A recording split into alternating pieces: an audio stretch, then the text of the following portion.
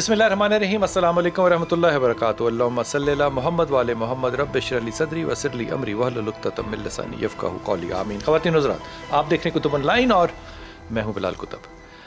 کوئی 1 کلومیٹر کی گرڈ بنائیں، سارے پاکستان کے اوپر ڈالیں، آپ کو کوئی 1 کلومیٹر دائیں بائیں جیسے کہتے ہیں نا ایسٹ ویسٹ نارتھ ساؤتھ ایسا نہیں ملے گا کہ آپ کو یا کوئی مسجد نہ ملے یا کوئی مزار نہ ہو، دربار نہ ہو. اب تو اس بات کو اور مختصر کر دیں، اب تو گھروں تک بات اس لیے آ گئی کہ بہت سے ہمارے جو میں بزرگ نہیں استعمال کرنا چاہتا، عامل کا لفظ اگر استعمال کروں تو احتیاط کے ساتھ وہ بھی کر رہا ہوں، وہ لوگ جو کہ اپنے گھروں میں بیٹھے واٹس ایپ کے اوپر یہ سارے کام کر رہے ہیں، کما رہے ہیں، اور یوٹیوبوں کے اوپر جا جا کے جو ہے وہ علاج کر رہے ہیں یا دم کر رہے ہیں، جو بھی کر رہے ہیں. یہ ایک انسٹیٹیوشن اتنا بڑا ہو گیا، اس میں اتنے اربوں کھربوں روپے آ چکے ہیں کہ آپ اس معاملے میں اب ریورس گیئر نہیں لگا سکتے. جس چیز میں پیسہ آ جائے وہاں کا کوئی واپسی کا راستہ نہیں ہوتا. ہم نے کم از کم نہیں دیکھا، لیکن پاکستان کو یہ سعادت حاصل ہے کہ ہمارے بچے نہ ان سے محفوظ، نہ ہماری خواتین ان سے محفوظ. یہ سارے لوگ جو درباروں کو استعمال کر کے لوگوں کو، میں بہکانے کا لفظ بھی استعمال کروں گا تو شاید نامناسب لگے، کسی ایسے طریقے پہ لگاتے ہیں کہ ماں باپ کا اتنا اطمینان ہوتا ہے ان لوگوں کے اوپر کہ وہ اپنی اولاد کو مروا دیتے ہیں آخر میں، اور بابا معاف ہو جاتا ہے. یہ میں ایک دفعہ نہیں سینکڑوں دفعہ کی آپ کو مثالیں جو ہے وہ دے سکتا ہوں. ڈی جی خان کے اندر جو یہ بچہ ہے کاشف، یہ 12 سال کا بچہ ہے، اس کو کون سا روحانی مسئلہ ہے وہ بالکل اسی بات کو اس سے سمجھ لیجئے کہ عام طور پہ خواتین یا کوئی بھی کال کرتا ہے تو 5 سال کا بچہ میرے قابو میں نہیں آ رہا، اس کے اوپر آپ کو بتائیں کہ کوئی اثرات تو نہیں ہے. یہ وہ ماحول ہے جس کو کہ ہم اور میرے سمیت مل کے ہم ایسی تقویت دے رہے ہیں کہ علم کے زاویے ایک طرف، عقل اور دانش ایک طرف، اور تمام کا تمام زور جو ہے وہ ان لوگوں کے ہاتھوں میں ہم دے رہے ہیں جن کے پاس نہ علم نہ حکمت. یہ میرا گمان ہے. اس پہ بات کریں گے آج انشاءاللہ تعالی. ہمارے ساتھ جناب قاری شفیق صاحب ہیں. السلام علیکم قاری صاحب، خیریت سے ہیں آپ؟ الحمدللہ. ہمارے ساتھ سید علی رضا صاحب ہیں. السلام علیکم سر، خیریت سے ہیں آپ؟ اور ہمارے ساتھ آصفہ ہیں. آصفہ السلام علیکم، خیریت سے ہیں آپ آصفہ؟ ہمارے ساتھ اختر علی ہمارے رپورٹر بھی ہوں گے، اور ہمارے ساتھ اختر فاروق صاحب جو کہ ڈی پی او ہیں ڈی جی خان کے، وہ بھی ہوں گے انشاءاللہ تعالی. سب سے پہلے اختر علی سے بات شروع کرتے ہیں. اختر بہت شکریہ آپ. اختر اس سارے واقعے کا تھوڑا سا پیش منظر اور پس منظر بتائیے گا کہ کیا صورت تھی یہ اور یہ حادثہ کیسے پیش آیا؟ جی بلال صاحب، یہ واقعہ جو ہے ڈیرہ خان کے نواح میں پیر فتح شاہ صاحب کے نام سے منسوب گاؤں میں پیش آیا ہے. اس واقعے سے متعلق ڈیرہ خان کے علاقے صدیق آباد کے رہائشی غلام سرور نامی شخص نے الزام عائد کیا تھا کہ اس کے پوتے 12 سالہ آکاش اور کاشف کو دربار پیر فتح شاہ صاحب پر جعلی پیر اعجاز حسین نے مبینہ طور پر تشدد کر کے اور گلا دبا کر مار ڈالا ہے. واقعے کی جیسے ہی اطلاع ملی تھی تو ڈسٹرکٹ پولیس آفیسر اختر فاروق فوری طور پر وہ خود موقع پر پہنچے تھے اور جائے وقوع کا انہوں نے معائنہ کیا، اور بعد ازاں انہوں نے اپنی اختر کہیں یہ پتا چلا کہ یہ اس 12 سال کے بچے کو کیوں لے کر جاتے تھے؟ جی، جو ان کا کہنا ہے کہ بھی اس کی جو ہے کافی عرصے سے طبیعت خراب رہتی تھی. انہوں نے مختلف ڈاکٹروں کے پاس بھی انہیں لے کر گئے علاج کے لیے، لیکن ادویات اور علاج معالجے کے باوجود جو ہے اس کی طبیعت خراب رہتی تھی. تو انہیں کسی نے مشورہ دیا تھا کہ اس کے اوپر جو ہے بچے کے اوپر اثرات ہیں اور اسے جو ہے دربار پیر فتح شاہ لے جایا جائے. دربار پیر فتح شاہ صاحب کا جو دربار وہ اس حوالے سے کئی سالوں سے مشہور ہے کہ وہاں پر اگر کسی کو اثرات ہو تو وہ اس کو وہاں لے جائیں، اور وہ جو متاثرہ شخص ہے وہ رات وہاں کم کرے گا تو اس کے اوپر سے جو جنات کا اثر ہے وہ ختم ہو جائے گی. وہ جو رات کو دم کرتا تھا وہ یہ اعجاز کرتا تھا یا وہ وہاں پہ بس دربار پہ چھوڑ کے چلے جاتے ہیں؟ اعجاز جو ہے وہ وہاں پر دم درود کا کام کرتا تھا، جبکہ دربار پہ وہ کہا جاتا ہے کہ جو مشہور ہے کہ یہاں پر رات کو قیام کرنا پڑتا ہے اور قیام سے ہی جو ہے وہ شفا مل جاتی ہے. اور پیر صاحب جو ہے وہ جو وہاں پر موجود ہوتے ہیں وہ تویز وغیرہ بھی دیتے ہیں اور دم درود بھی کرتے ہیں. اس حوالے سے وہ دربار مشہور ہے، تو اسی لیے یہ اس بچے کو وہاں لے کر گئے تھے 16 ستمبر کو. اچھا، اس سارے دربار میں جو وہاں پہ آپ نے رات کو رہنا ہے، میں بڑی عاجزی سے بڑے کم الفاظ میں پوچھ رہا ہوں، یہاں پہ مرد بچے عورتیں تمام لوگوں پہ یہ فلسفہ لگتا ہے؟ جی بالکل بلال صاحب، یہاں پر جو ہے یہ کئی سالوں سے یہ سلسلہ چل رہا ہے. خواتین ہوں، بچیاں ہوں، بچے ہوں، بزرگ ہوں، جوان ہوں، سبھی جن جو ان کے ماننے والے ہیں، جو ان کے چاہنے والے ہیں، وہ وہاں پر جاتے ہیں اور رات کو وہاں پہ قیام بھی کرتے ہیں. اور تو قیام کے درمیان، قیام کے دوران جو ہے وہ کیا کیا جاتا ہے؟ یہ اجاز شاہ صاحب یا اجاز جو بھی ہے یہ کچھ خاص عمل کرتا ہے یا یہ دربار کی بس برکت ہے؟ جی ایسا ہے کہ جو ان کے چاہنے والے ہیں دربار کے، وہ ان کا ماننا ہے کہ وہاں پر جائیں، اس دربار کی زیارت کریں، رات کو وہاں پہ قیام کریں اور پیر صاحب سے جو ہے دم درود کرائیں. پیر صاحب سے مطلب اجاز ہے. اجاز کیا کرتا ہے وہاں پہ؟ جی اجاز کے بارے میں بتایا جاتا ہے کہ یہ دربار پر، وہاں پہ دربار کا خلیفہ ہے اور یہ جو ہے جو بھی زائرین آتے ہیں، جو مریدین، جو ان کے پیر فتح شاہ صاحب کے چاہنے والے، یہ وہاں پر موجود ہوتا ہے اور یہ دربار کی دیکھ بھال بھی کرتا ہے. یہی جو ہے وہ وہاں پر جو بھی متاثرہ لوگ آتے ہیں اپنے علاج معالجے کے لیے، یہ ان کو تعویذ بھی دیتا ہے اور دم درود بھی کرتا ہے. اور غلام سرور صاحب کا کہنا تھا کہ بچے کو انہوں نے جو ہے تشدد کا نشانہ بنایا اور گلا دبا کر مار ڈالا. تاہم جب واقعے کی اطلاع ملی تو ڈی پی او صاحب خود موقع پر پہنچے تھے اور انہوں نے کرائم سین یونٹ کی ٹیم کو بھی بلوایا تھا اور جے وقوع سے شواہد بھی اکٹھے کیے گئے تھے. اس کے بعد لاش کو پوسٹ مارٹم کے لیے ہسپتال منتقل کر دیا گیا تھا.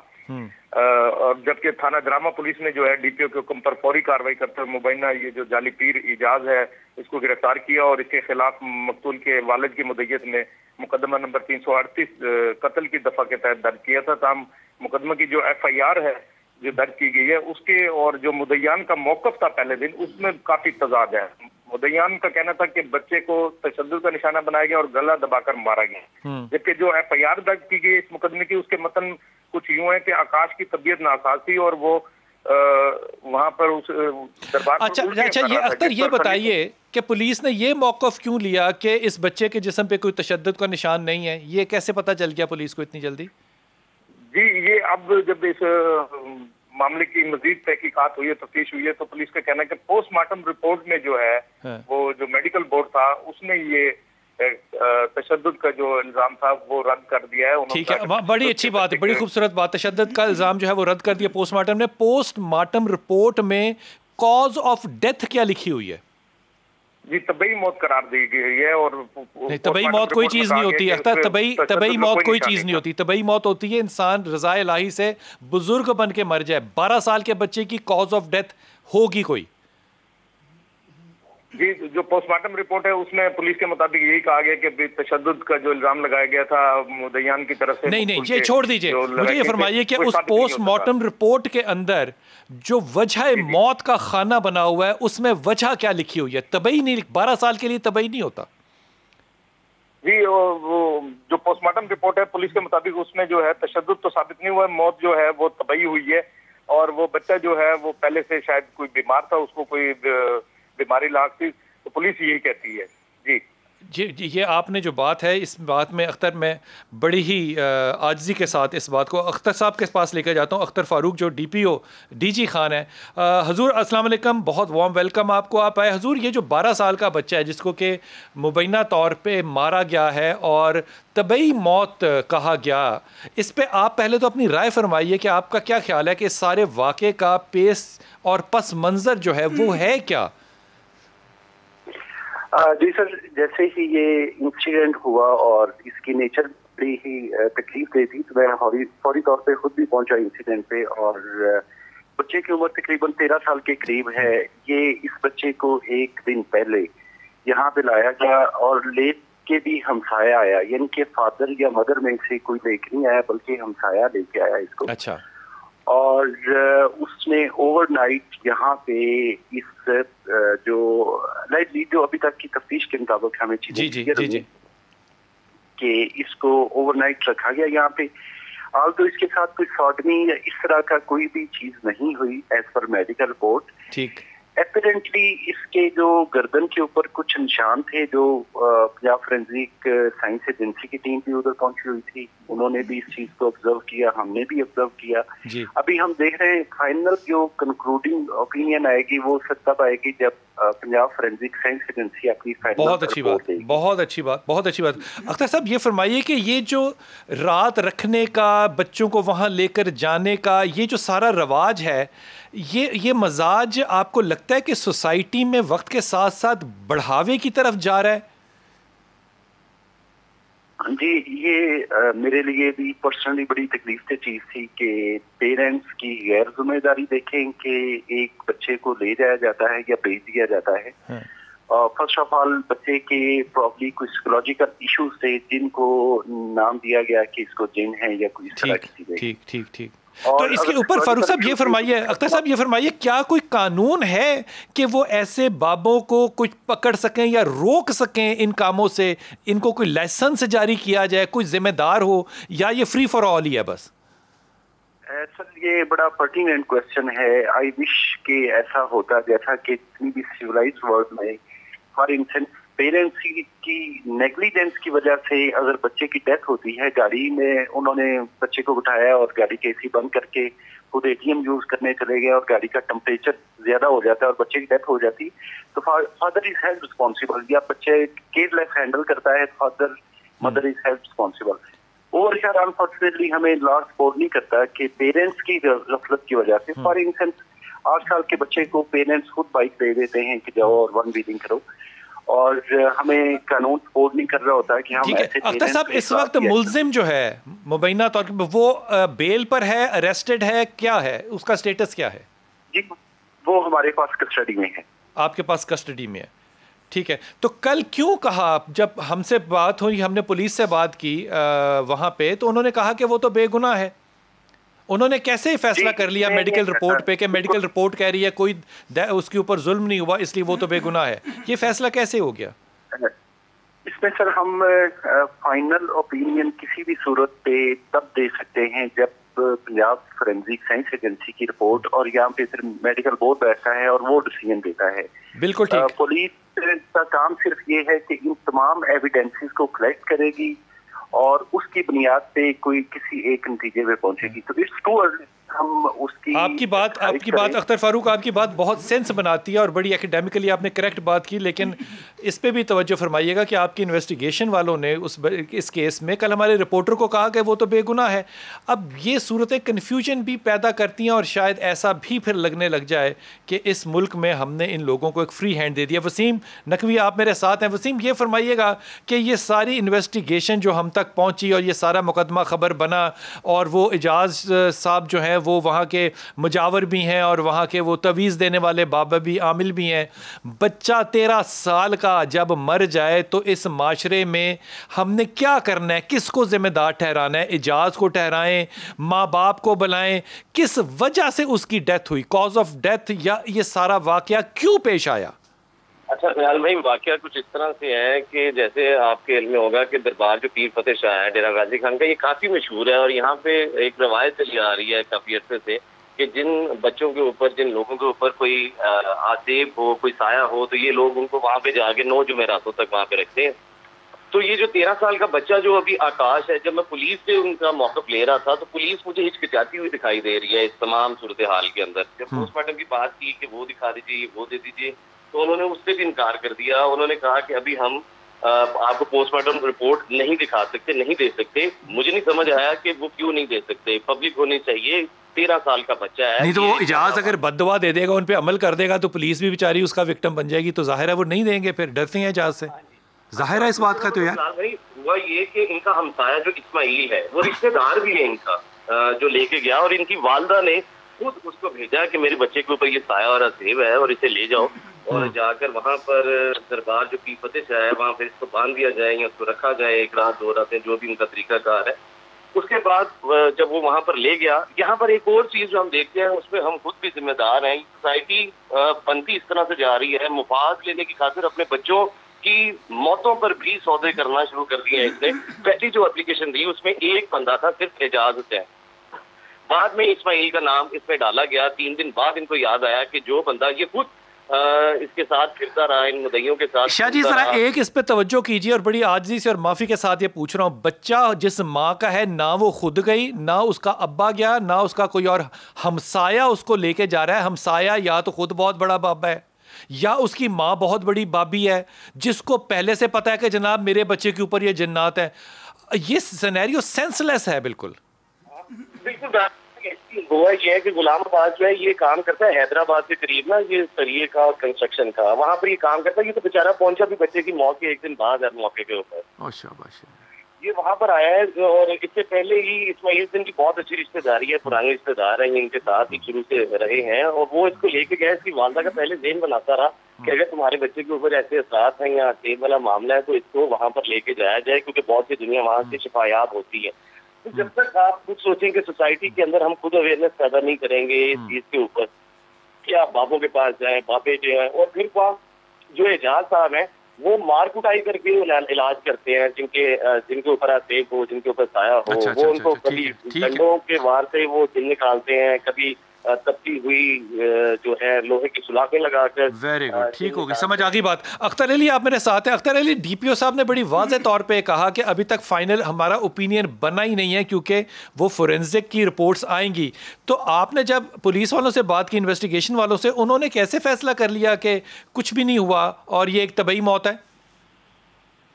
وہ جو پوسٹ مارٹم رپورٹ تھی, ابتدائی جو پوسٹ مارٹم رپورٹ تھی, میڈیکل بورڈ نے اس میں تشدد کا جو الزام تھا اس کو رد قرار دے دیا. تو اسی بنیاد پر پولیس یہ سمجھ رہی ہے. یار ابتدائی رپورٹ بورڈ نہیں بناتا, پہلی بات تو یہ کہ بورڈ ابتدائی رپورٹ بورڈ نہیں بناتا. بورڈ بناتا ہے وہ رپورٹ جب کہ اس میں کوئی فتنہ کریٹ ہو جائے, پھر بورڈ کنسٹرکٹ ہوتا ہے. ہر فورینزک کے اوپر بورڈ بنتا ہی نہیں ہے اختر علی.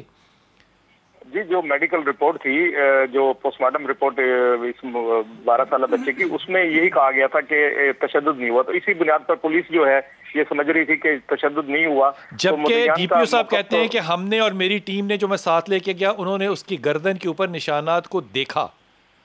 تو رپورٹ اگر کچھ اور کہہ رہی ہے تو میرے خیال میں اس کے اوپر بہت بڑی ایک گیپ ہے جس کو کہ انویسٹیگیٹ کرنا پڑے گا.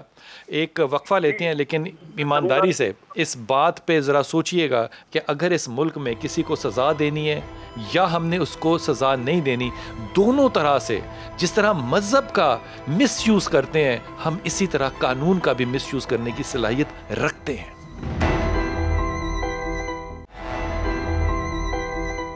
بسم اللہ الرحمن الرحیم. اس ملک کے اندر موتوں کا ذمہ دار ٹھہرانا اور پھر سزائیں دینا یہ حکومت کا کام ہے. ڈی پی او صاحب, اختر فاروق صاحب آپ ہمارے ساتھ ہیں, آپ فرما رہے تھے, آپ کچھ کہنا چاہ رہے تھے, فرمائیے.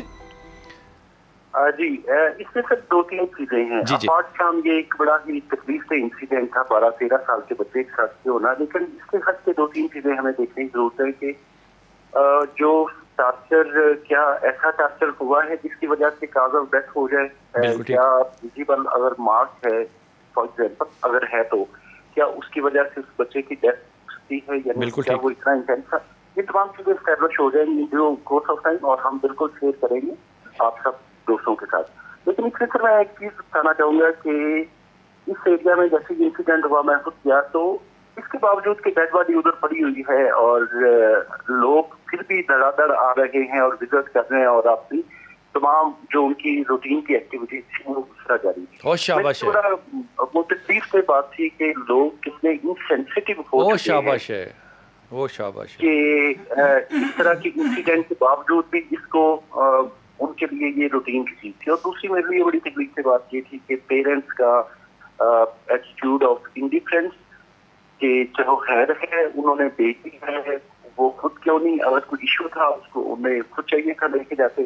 اور تیسرا بچہ ویزیبلی بہت کمزور تھا, فزیکلی بہت کمزور, یلو تھا, پھیل ہوا پڑا تھا, اور بالکل اسٹنڈی گروتھ کی جو پراپر ایک ایگزامپل ہوتی ہے اس سے پورا کرتا ہے. اختر صاحب بہت شکریہ, آپ نے بڑی ہی اکیڈیمکلی کریکٹ باتیں کی. اللہ تعالیٰ آپ کو سلامت رکھے اور اللہ کرے کہ یہ صحیح انویسٹیگیشن پہ پہنچ جائے. شفیق بھائی, یہ ساری بات آپ نے سنی, پہلے تو آپ اس پہ اپنا تجزیہ فرمائیے. بسم اللہ الرحمن الرحیم. موت کے حوالے سے اگر تو تبھی موت نہیں ہے اور عامل کی کسی بنیادی غلطی کی وجہ سے موت ہوئی ہے, تو اس میں بنیادی چیز نبی کائنات صلی اللہ علیہ وسلم کا یہ فرمان, اذا وسد الامر الی غیر اہلہ فانتظر الساعہ, جس وقت معاملہ کسی غیر اہل آدمی کی طرف سپرد کر دیا جائے تو پھر قیامت کا انتظار کرو, پھر اسی طرح قتل ہوں گے. تو ایک تو چیز یہ ہے کہ عامل کی جو ہمارے سامنے بات آ رہی ہے شرعی اعتبار سے کہ اس کا ڈنڈوں سے, عامل کو شریعت کے اندر دیکھیں گے, قانون کے اعتبار سے بھی اور شریعت کے اعتبار سے. مثلا شریعت میں عامل کیا ہے؟ عامل اس کا شرعی علم کا عالم ہونا اور اسی طرح اس کا تجربہ تو ہونا. مفتی ہوگا نا, نہیں وہ عامل بھی اسی طرح. عامل بھی اگر ہم عامل کی اصطلاح عمومی مثبت لیتے ہیں عام طور پہ, عامل کا شرعی حصہ تو بنانا بڑا عجیب و غریب ہوگا. شاہ صاحب میں اس پہ آپ سے رائے لوں گا کہ اس کو شریعت میں ہم نے کہاں سے داخل کر دیا. ایک بات مکمل کر, سب سے پہلے یہ ہے کہ اس کے پاس علم شرعی ہو، کوئی بھی علاج معالجہ کرنے والا، اور سیکھیں گرم کر کر کے لگا رہا ہے تو شریعت کہاں سے آگے؟ ہاں یہی چیز ڈسکس کرنے والی ہے کہ بھائی آپ کا کیس جتنا بھی بگڑا ہوا ہے اس کو ڈنڈے سے نہیں، آپ روحانی علاج کرنے والے ہیں تو روحانی قرآن و سنت پڑھیں، آپ ڈنڈا تو قرآن اب یہ ساری جو بحث ہے نا شفیق بھائی، یہ یہاں پہ چلی جائے گی کہ میتھڈ آف اپلیکیشن کیا ہوگا. وہ کہے گا میرا روحانی عمل یہ ہے، آپ کہیں گے روحانی عمل میرا دم ہے. یہ جو بحث ہے اس کا تو نتیجہ ہم نکال ہی نہیں سکتے نا. نہیں نکل سکتا ہے. اس کی وجہ یہ ہے کہ جنات روحانیت سے وہ سحر کی طرف سے آئے ہیں، سحر کی وجہ سے آئے ہیں. آپ قرآن و سنت کی پوری پاور رکھتے ہیں. آپ کسی بھی کیس کو لے لیں اور اس کے اوپر اللہ رسول کا کلام پڑھنا شروع کر دیں، ڈنڈے کا تصور ہی نہیں ہے. اور مسواکے لگانا اور پھر آگ لگانا، آپ اس کا علاج کر رہے ہیں یا اس کو مرض میں زیادہ مبتلا کر رہے ہیں اور اس حد تک پہنچ جانا کہ اس کی ہلاکت واقع ہو جائے. تو آپ کے پاس لوگ علاج معالجے کے لیے، ایک آدمی جو ہے نا، مجھے ایک جملے میں بتائیے گا کیسے فیصلہ کریں کہ یہ عامل جو ہے یہ ٹھیک ہے، اس کے پاس جانا چاہیے. ایک بات بتائیے. دیکھیں اس کے لیے سب سے پہلی بات یہ ہے کہ تجربہ اور مشاہدہ سب سے بڑی چیز ہے. کہ قرآن مجید تجربہ اور مشاہدہ سب سے بڑی چیز ہے. یعنی کہ میں نے اگر آپ کو عاملہ سمجھ کے آپ کے پاس آنا ہے تو پہلے میں 6 مہینے کا کورس کروں، آپ کے پاس بیٹھوں، آپ کے عمل دیکھوں، آپ کے باطن اور ظاہر کا فیصلہ کروں، پھر میں آپ کے پاس آؤں. یہ غریب لوگ ہیں جن کے پاس کھانے کو نہیں ہے. ڈی پی او صاحب کہہ رہے ہیں کہ وہ بچہ وزن میں کم ہے، اس کو کوئی نفسیاتی مسئلہ ہو سکتا ہے یا بیماری ہو سکتی ہے. لیکن جب آپ عامل کے پاس جاتے ہیں اور وہ عامل بھی آسفا جبرائیل دربار پہ بیٹھا ہو تو یہ تو ہو گئی یونیورسٹی والی مہر. اس کو کیسے ختم کر سکتے ہیں یا کیسے فیصلہ کر سکتے ہیں کہ غلط ہے کہ صحیح؟ بسم اللہ الرحمن الرحیم، نحمدہ و نصلی علی رسولہ الکریم، اما بعد فاعوذ باللہ من الشیطان الرجیم، بسم اللہ الرحمن الرحیم. فیصلے کی جہاں تک بات ہے بلال بھائی، تو نبی پاک صلی اللہ علیہ وآلہ وسلم نے ارشاد فرمایا کہ کل داء لہ دوا، کوئی مرض ایسا نہیں ہے کہ جس کا علاج نہ ہو، ٹھیک، یا دوا نہ ہو. اب وہ بات جو آپ نے کہا کہ فیصلہ کیسے کریں، دیکھیں شریعت کے مطابق جو شریعت کا پابند ہو، اور یہ میرے نہیں خیال میں ہم تاریخ پڑھ لیں یا قرآن پڑھ لیں یا احادیث پڑھ لیں یا ہم ہسٹری پڑھ لیں کہ کوئی بھی ایسا واقعہ موجود ہے جس میں نبی پاک صلی اللہ علیہ وآلہ وسلم نے کسی عورت کو یا بچے کو اپنے پورا رات اپنے پاس رکھا ہو کہ اس کے جن نکالنے ہیں. سب سے عجیب بات تو یہ ہے. تو اس کے علاوہ عظیم فیصلہ یہ کیسے کرنا ہے، دیکھیں بلال بھائی، جو شریعت کا پابند ہے اور اسے پتہ ہے، جس کو قرآن کا بھی مکمل دین ہو اور اس پر عبور ہو اور اس کو سنت رسول کے طریقے سے جس کو یہ معاملات کرنے آتے ہیں، اس کے پاس لے کے جانا. ان علاقوں کے اندر آصفہ یقین کیجئے لوگوں کو نہ نماز آتی ہے، نہ کلمہ آتا ہے، نہ وضو آتا ہے. اس لیے طارق جمیل جو ہے نا وہ ان لوگوں کی طرف جاتا ہے. جہاں پہ لوگوں کو بنیاد نہیں پتا وہاں پہ لوگوں کو یہ سنتیں کیسے سمجھا سکتے ہیں؟ پہلی جنگ بلال بھائی ہم اپنے گھر سے کرتے ہیں. پہلی غلطی مسٹیک ہمارے اماں گھر سے نے ہوئی باپ ہے. کی غیر موجودگی میں ہمسائے کو بیٹا دے دیا. اب کون سی شریعت، یہ کون سا فیصلہ ہوگا؟ تو یہ غلطی ہمارے گھر سے ہوئی ہے نا کہ اماں نے اماں کو اتنا اختیار تھا کہ وہ اس نے بچہ ہمسائے کو، یہ تو اماں کو اور ہمسائے کا معاملہ ہے، باپ تو درمیان میں سے بالکل ہی نکل گیا. یہ جو طریقہ علاج ہے اس پہ ذرا تھوڑی سی توجہ کیجیے. ایک آپ کہتے ہیں کہ شرعی علاج یہ ہے کہ آپ نے اس پہ دم کیا، آپ نے قرآنی آیات پڑھی. سارے یہ کہتے ہیں کہ ہم نے قرآنی آیات پڑھی. جو آگ لگاتا ہے وہ بھی کہتا ہے میں نے قرآنی آیت پڑھی. جو ڈنڈا مارتا ہے وہ بھی کہتا ہے میں نے قرآنی آیت پڑھی.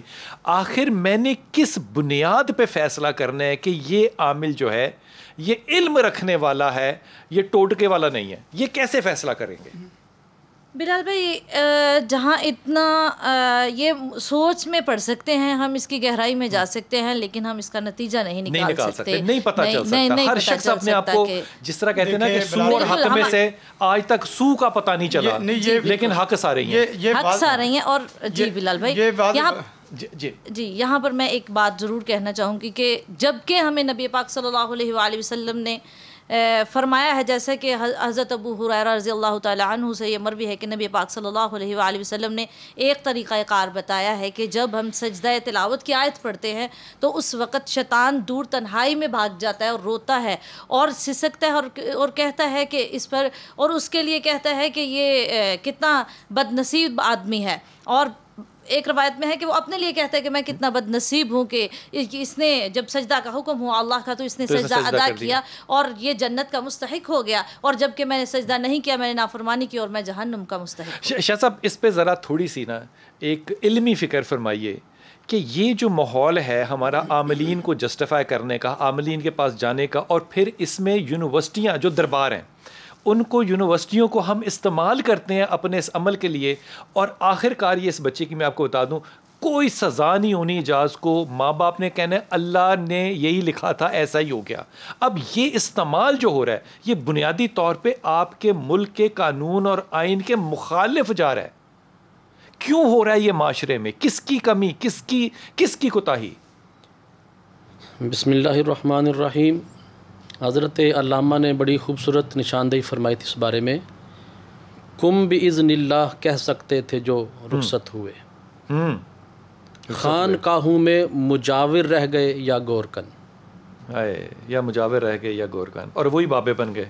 اصل میں قبلہ اگر ہم ڈیپلی اس معاملے کو دیکھیں تو یہ جو دم والا کام ہے، تعویذات والا کام ہے، یہ کام سے مراد ہے کاروبار؟ نہیں، میں کام کی بات کر رہا ہوں جو خدمت خلق ہے۔ ٹھیک۔ اصل میں جو قبلہ یہ شعبہ ہے یہ خدمت خلق کا شعبہ ہے۔ ٹھیک۔ اور اگر اس سے تھوڑا سا ہٹ کے اگر ہم دیکھیں تو ہمارے حکماء اور ڈاکٹرز حضرات کا جو یہ شعبہ ہے یہ بھی اسی سے ریلیٹڈ ہے۔ ٹھیک۔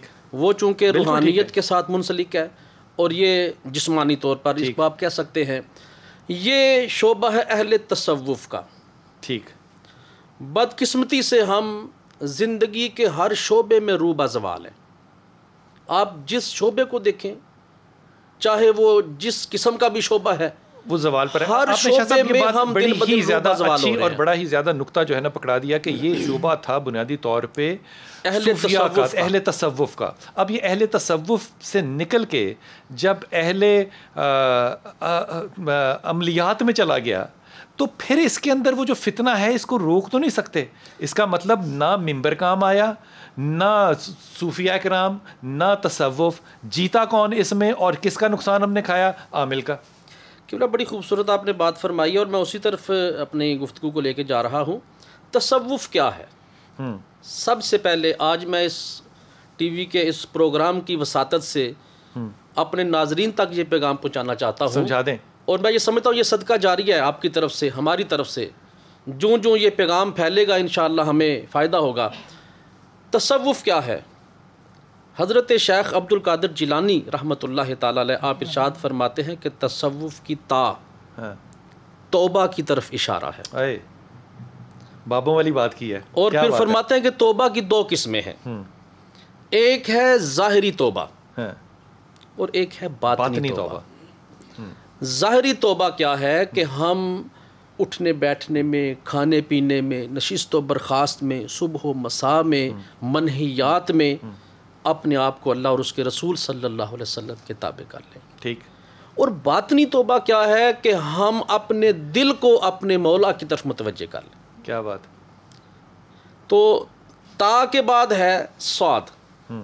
حضرت شیخ فرماتے ہیں کہ صاد اشارہ ہے صفا کی طرف۔ صفا کا مطلب ہے صفائی۔ ٹھیک۔ آپ فرماتے ہیں کہ اس کی بھی دو قسمیں ہیں۔ اچھا۔ ایک ہے صفائے قلب، ٹھیک، اور ایک ہے صفائے سر۔ ٹھیک۔ صفائے قلب کا معنی یہ ہے کہ اپنے قلب کو، اپنے ظاہر کو اس طرح پاک اور صاف کر لو جس طرح شریعت تم سے تقاضا کر رہی ہے۔ اور صفائے سر کا معنی یہ ہے کہ اپنے مولا کی طرف پورے کے پورے متوجہ ہو جاؤ۔ کیا بات؟ اور واو بڑا خوبصورت شیخ فرماتے ہیں، آپ فرماتے ہیں واو اشارہ ہے ولایت کی طرف۔ واہ۔ صوفی اللہ کی طرف متوجہ ہوتا ہے اور وہ ولایت کی وادی میں قدم رکھتا ہے، وہ اپنے ظاہر اور باطن کو اپنے مولا کے احکامات کے تابع کر لیتا ہے۔ کیا بات؟ اور آخری لفظ تصوف، اور فا ذات الہی میں فنا ہونے کا نام۔ ہائے ہائے ہائے ہائے ہائے ہائے، اب یہ کیا آپ نے، یہ کہتے ہیں قبلہ صوفی، یہ آپ نے کام کی بات تصوف کی۔ پر عمل کرنے والے کو کہتے ہیں صوفی۔ تو صوفی کون ہے؟ صوفی قبلہ وہ ہے جس نے اپنے اس وادی میں قدم رکھتے ہی توبہ کا دروازہ کھٹکھٹایا۔ بڑی خوبصورت بات کر دی۔ یہ جو معاملہ ہے یہ سمجھ میں آیا بات کہ یہ معاملہ جو تھا عاملین کا یہ تصوف کی طرف لے کے جانا چاہیے تھا، لیکن جس طرح باقی سب زوال آئے تصوف میں بھی زوال آیا۔ واپس آئیے، آپ کو اس کی ایک اور مثال دیتا ہوں۔ بسم اللہ الرحمن الرحیم. شاہ صاحب, حضرت بایزید بسطامی سے بھی کسی نے پوچھا کہ اللہ کا ولی کون ہوتا ہے. انہوں نے کہا کہ ولی وہ ہوتا ہے جو کہ ماضی کے اوپر اپنا پاؤں رکھتا ہو, حال پہ نظر رکھتا ہو اور آنے والے وقت کے لیے اشارے دیتا ہو. اب یہ ایک ایک جملہ جو ہے یہ بھاری بہت ہے, لیکن قاری صاحب مصیبت یہ ہے کہ بچہ وہاں مرا پڑا ہے اور لوگ جو ہیں وہ پھر اس بابے سے ہی دم کرانے جا رہے ہیں. ان کو اس بات کا یقین ہی نہیں ہے کہ بابے نے ہمارا بچہ جو ہے وہ مار دیا ہے. پولیس اس کو بے گناہ بتا رہی ہے. یہ ہے ایک عامل کی طاقت. آپ اس کو شرعی کہیں غیر شرعی کہیں, اس معاشرے میں یہ ہے اس کی طاقت. دیکھیں, جس وقت جہالت پھیلتی ہے نا تو جہالت میں کچھ بھی ہو سکتا ہے. جس وقت توہمات پھیلتے ہیں نا, کسی اللہ کے علاوہ کسی کا غیر کا خوف پھیلے گا تو وہاں ہر بابے شابے سے بندہ ڈرے گا. جس وقت اللہ کا خوف آ جائے اور معاشرے سے جہالت ختم ہو جائے تو یقین کریں کہ اس طرح کی چیزیں واضح نظر آ رہی کہ وہ آگ سے علاج کر رہا ہے. بھئی آگ تو علاج میں ویسے بھی منع ہے. کچھ عرصہ پہلے قاری صاحب اسی جگہ پہ, اسی علاقے میں ایک بچے کو عامل صاحب نے جلا کے مار ڈالا اور اس کو ایک دن بھی سزا نہیں ہوئی. یہ لوگوں کا ارتقاد ہے نا. نبی کائنات صلی اللہ علیہ وسلم کا فرمان, جس نے آگ کا عذاب دیا یا آگ سے جلایا اس کو آگ میں جلایا جائے گا. تو اب اس اعتبار سے دیکھیں, آپ شاہ صاحب بات کر رہے تھے کیسے پہچانا جائے. دیکھیں, میں نے بات کی تھی آنکھیں ہر بندے کے ساتھ اللہ نے لگائی ہوئی ہیں اور اسی طرح وہ دیکھ رہا ہے. بھائی جس سے اپنی روح کو, وہ آنکھیں تو ابو جہل کو بھی لگی ہوئی تھی نا. لیکن دیکھیں, وہ نہیں دیکھ رہا تھا, وہ تو دیکھ کے انکار کر رہا تھا. اس کے انکار کی بھی جہالت وجہ تھی اور اس کے انکار کی جو بھی وجہ ہو, آنکھیں کافی نہیں ہے نا دیکھنے کے لیے. وہ تو فرشتوں کو دیکھ رہا تھا, نیزے لے کے کھڑے ہیں, وہ کہتا ہے کہ دیکھ رہا ہوں فرشتے, نہ ماننا میں نے کوئی نہیں. آنکھیں لگے سے نہیں فائدہ نکل رہا. اس کی وجہ یہ ہے کہ قرآن و سنت کو عام کرو, صحیح قرآن و سنت کے نالج کو عام کرو. اسی طرح آپ نے جب لفظ صحیح استعمال کر دیا نا, یہاں پہ پڑ جائے گا پھڈا. نہیں, مثلا ڈی پی او ہمارے ساتھ ہیں تو ان کو چاہیے کہ اسی واقعہ کے تناظر میں پورے ضلع کو دیکھیں. تو وہ جو اس کے مریدین ہیں, خود جو اس کے پیچھے دیکھیں, ان کے پاس قانونی قوت ہے اور طاقت ہے. کہیں ایسا نہ ہو کہ ان کے ضلع میں اور کوئی بابا اس طرح کا کیس بنا دے اور پھر مصیبت میں پورا اس کے ساتھ بہت سے پینل ہوں گے. وکیلوں کا ہوگا, علماء کا ہوگا, مفتیوں کا ہوگا, عمرہ کا ہوگا, سارے پینل تو اس کے ساتھ ہوں گے. ڈی پی او بیچارہ نہیں کیا کرے گا. ڈی پی او کے ساتھ اللہ ہوگا جس وقت وہ اللہ کا حق سم کے, رسول کائنات صلی اللہ علیہ وسلم کی تعلیم سم کے چلیں گے تو انشاءاللہ ہم وعدہ کرتے ہیں اور اللہ کا وعدہ ہے. مجھے ایک بات بتانی ہے کہ ایک میرے جیسا جاہل آدمی جب جاتا ہے تو وہ کیسے فیصلہ کرے کہ یہ اچھا عامل ہے کہ برا عامل ہے, میں کیسے ڈیٹا کلیکٹ کروں؟ دیکھیں, اس کی واضح چیز ہے کہ اس کے اندر ظاہری اعتبار سے جو شیخ نے کچھ چیزیں فرمائی کہ ظاہری اعتبار سے دیکھیں اس کے اندر اسلام کا حلیہ اس میں نظر آتا ہے. اس حلیے والے جو ہیں ان کے میں آپ کو 20 مقدمے سنا سکتا ہوں جو مسجد میں انہوں نے بے حیائی کی. اب میں حلیے پہ کیسے چلا جاؤں؟ محراب میں کھڑے اس حلیے والا شخص 9 سال کے بچے کے ساتھ زیادتی کر رہا ہے. خدا کے واسطے مجھے وہ بتائیں کہ میں آئندہ اپنے بچوں کو, بیوی کو, بیٹیوں کو ان لوگوں کے پاس نہ بھیجوں. ایک چیز ظاہری چیز, ایک اور چیز اس میں دیکھیں, آپ براہ راست کسی کے پاس نہ جائیں. کچھ آپ کے ارد گرد جاننے والے ہیں, ان سے مشورہ کر لیں کہ آپ کی نظر میں یہ خدا کے ولیوں نہ کرو ایسی باتیں, کیونکہ ہم ان لوگوں کو, ان علماء کرام کو جانتے ہیں جن کی کہی ہوئی باتیں غلط ثابت ہوئی تو مریدین کہتے تھے آپ ہمارے امام کی حکمت کو نہیں سمجھ سکتے, اس میں کوئی حکمت ہوگی, اور وہ تو ان کی ناکامی کو بھی جائز سمجھتے ہیں. دیکھیں, جاہل وہ پوری زندگی جاہل ہے. کچھ لوگ بھائی ان لوگوں نے 2.5 لاکھ روپیہ جو ہے وہ اکٹھا کر لیا, لوگوں کو اکٹھا کر لیا اسلام آباد لاہور میں. آپ کے پاس کوئی شخص آئے, آپ اس کو کیسے آصفہ یقین دلا سکتی ہیں کہ میں عاملہ ضرور ہوں, ظالمہ نہیں ہوں؟ کیسے؟ یا آپ نے بس وہ آ گیا تو ٹھیک ہے بس, دیٹس اٹ؟